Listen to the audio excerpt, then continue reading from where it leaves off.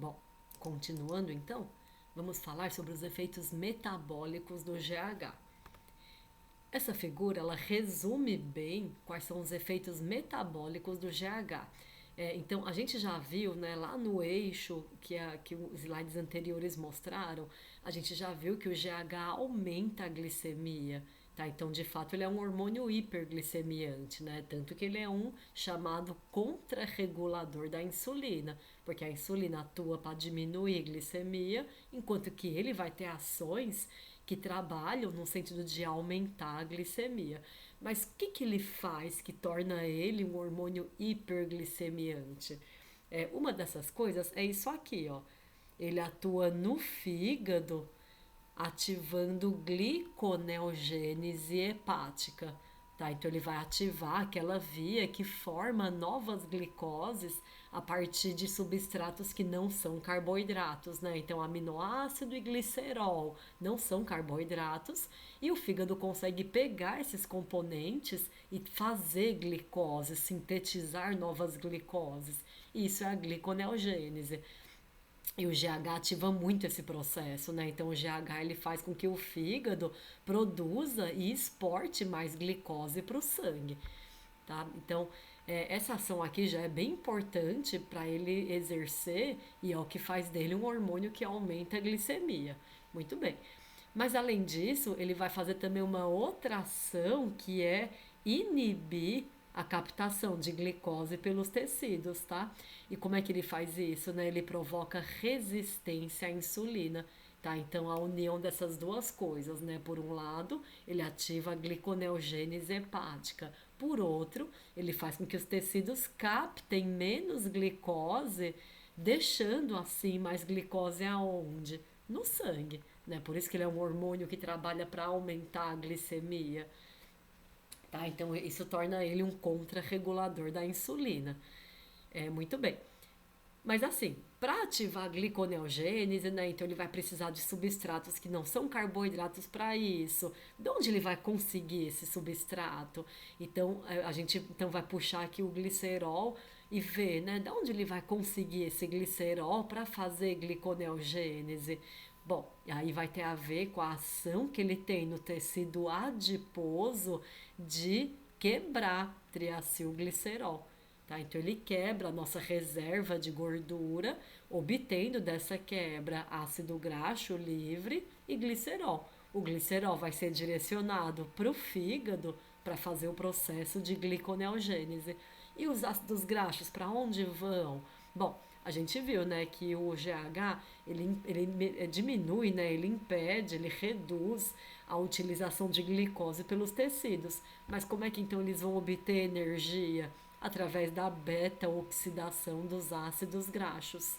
Tá? Então, ao mesmo tempo que ele diminui a utilização da glicose nos tecidos, ele favorece a utilização de ácidos graxos. Então veja só que fenomenal, né? Então é um hormônio que quebra a reserva de gordura no tecido adiposo, né? Quebra triacilglicerol. Essa quebra vai gerar ácido graxo e glicerol. O glicerol é utilizado para gliconeogênese hepática no fígado. O ácido graxo é utilizado para o processo de beta-oxidação nos tecidos para obtenção de ATP. Tá? Mas e a glicose? Então, os tecidos vão estar utilizando menos, graças à ação de resistência à insulina que o GH provoca nos tecidos. Essa imagem está mostrando a mesma coisa e muito mais, né? Então, vamos ver aqui. Primeiramente, né, temos aqui então o GH e as diversas ações dele, né? Temos também algumas ações que ele exerce por meio do IGF-1. Tá? Então, como eu comentei, as principais ações de crescimento, elas são feitas pelo IGF-1. Tá? O GH ele vai ter muito mais ações no metabolismo. Muito bem. Então, temos aqui então tecido adiposo, fígado e músculos. Tá? Aqui embaixo nós temos, né, em órgãos, né, como rins, pâncreas, intestino, paratireoide. E temos também condrócitos, né? Muito bem, tecidos relacionados ao crescimento linear, tá? E aqui desse lado, tecidos relacionados ao aumento do tamanho de órgãos, né, e função dos órgãos.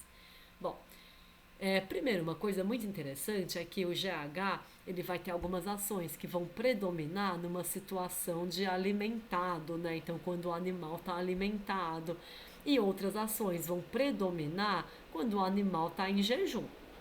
Tá? Então, por exemplo, né, no tecido adiposo, ele aumenta a lipólise e ele diminui a captação de glicose, como a gente já tinha visto, porque ele faz resistência à insulina. Essas ações elas vão predominar numa situação de jejum, tá?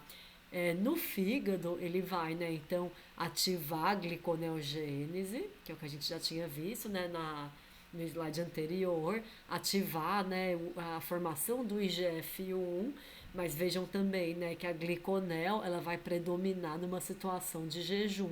A produção desse fator de crescimento importante vai predominar quando o indivíduo está alimentado.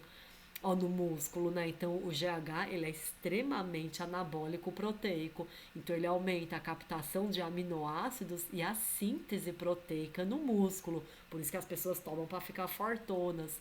Mas essas ações vão predominar num estado alimentado, tá? Quando a pessoa está em jejum, o que predomina é a ação de diminuir a captação de glicose. Tá, então veja, não é que somente em jejum ele vai fazer diminuição de captação à glicose, não é isso. A questão é o que predomina, né, numa situação ou em outra. Tá, então essa imagem então ela consegue resumir, né, a ação dele no tecido adiposo é diminuir a adiposidade e a ação dele no tecido muscular é aumentar a massa magra. Por isso que muita gente acaba fazendo uso para fins estéticos. O crescimento como um todo, você precisa estar no estado alimentado para que ele aconteça. Né? Então, por mais que o GH vai ter as ações dele, né, de crescimento, se o indivíduo estiver em jejum, essas ações elas acabam sendo prejudicadas. Muito bem. Bom, o mecanismo de resistência à insulina acontece dessa seguinte forma, né? Então, o hormônio GH se liga ao seu receptor de membrana, que é do tipo enzimático, e ativa, né, uma determinada via de sinalização celular que vai levar, né, ao crescimento, a alterações metabólicas, né? Então, se é músculo, anabolismo proteico, né, enfim, diminuir a captação de glicose. Se é tecido adiposo, lipólise, né, quebra do triacilglicerol. Mas e aquela parte de resistência à insulina, né? Que é essa questão de diminuir a captação de glicose. O que acontece é isso aqui, ó. Quando o GH se liga ao seu receptor, ele inibe a via de sinalização da insulina. Então imagine que aqui nessa célula você tem também o receptor de insulina. Tá? Suponha que isso aqui seja a insulina. Quando a insulina se liga ao seu receptor, ela ativa uma via de sinalização celular. Tá? Aqui, né, promove aumento de captação de glicose. A via do GH inibe a via da insulina, inibindo, né, a via da P3-quinase, que é a via da insulina, e com isso então diminuindo a captação da glicose, que seria uma ação da insulina nesse tecido. Bom, agora no próximo vídeo vamos falar sobre GH e exercício físico, um tema que interessa muito, né?